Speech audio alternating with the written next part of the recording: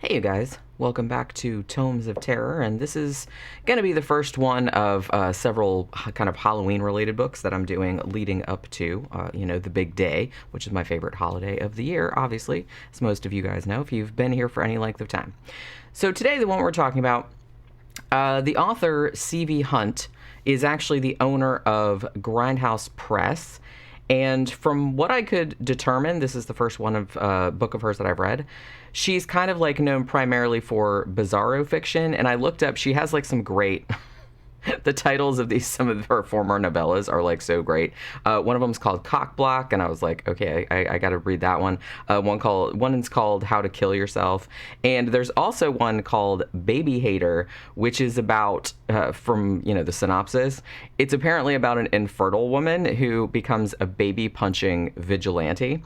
And reading that, I was like, yeah, that's definitely on my must read. That shot right to the top of the list.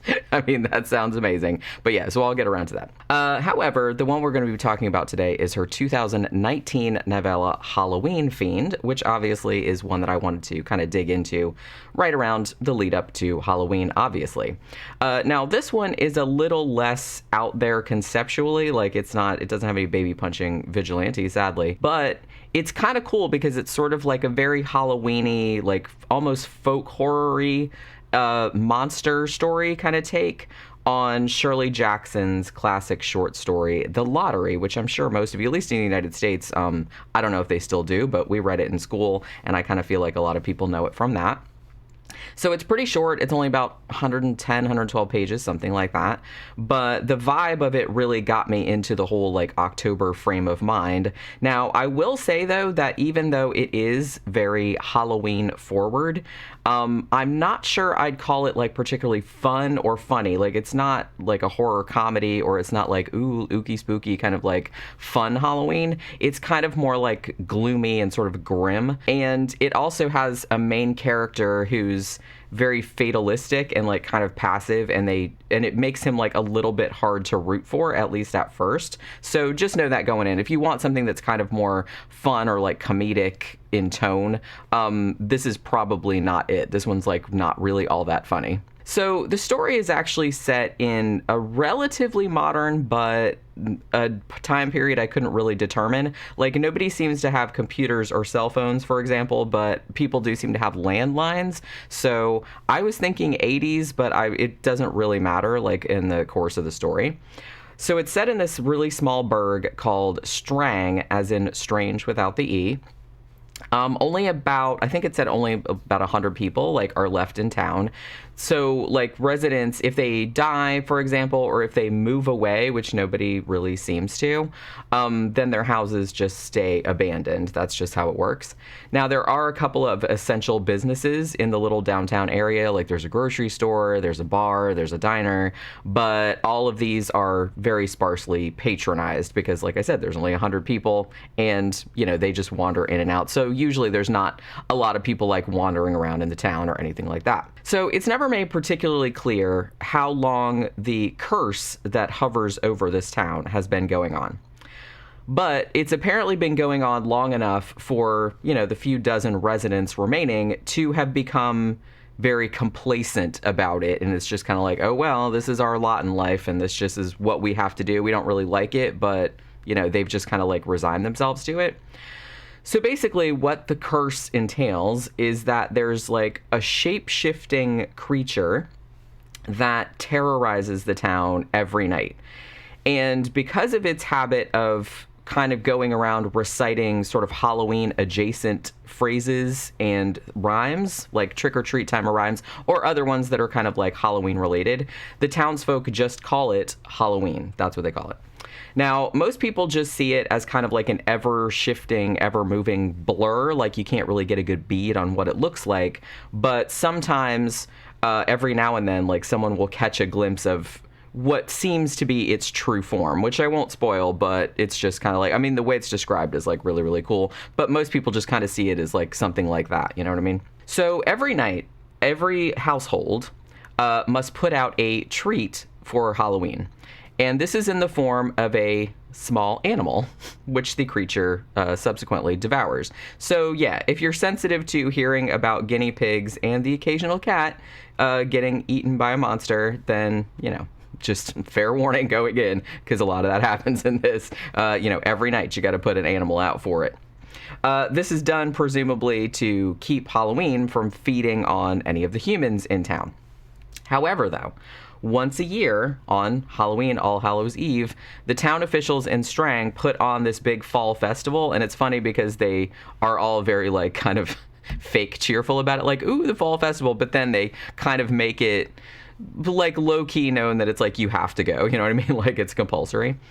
So, the festival has everything that a fall festival you would think has. It has games and hay rides and food trucks and all that kind of stuff. However, at the end of the night, after the fun is over, somebody gets the dot, meaning that they get essentially randomly chosen to be sacrificed to Halloween. And this is what I meant when this is kind of a tip of the hat to Shirley Jackson's The Lottery, because, I feel like everybody's read that story, but if you haven't, that's kind of what that is. You get a dot on a piece of paper, and that means you get stoned to death. Now, this annual ritual has been going on just pretty much for as long as anyone can remember, because at this point, like I said, not that many people get to move out, so there's generations of people that have grown up with it. So the character through which we see this story unfolding is this kind of overweight, middle-aged kind of dude named Barry Johnson. Now, his mother was actually taken by Halloween when he was just a kid, which was unusual. Usually Halloween, they have a deal with Halloween, as long as they put the animals out and then they give him a person once a year, he doesn't usually pick off people at random at other times of the year. But for various reasons, his mom got taken when he was just a kid. And ever since then, he's lived in his childhood home with his aging father, who's kind of this cranky old coot who's confined to a wheelchair. And he's kind of one of those guys that it's he shuts off his oxygen tank so he can chain smoke, you know what I mean? And Barry's afraid he's going to blow the house up one day. It's that kind of dude.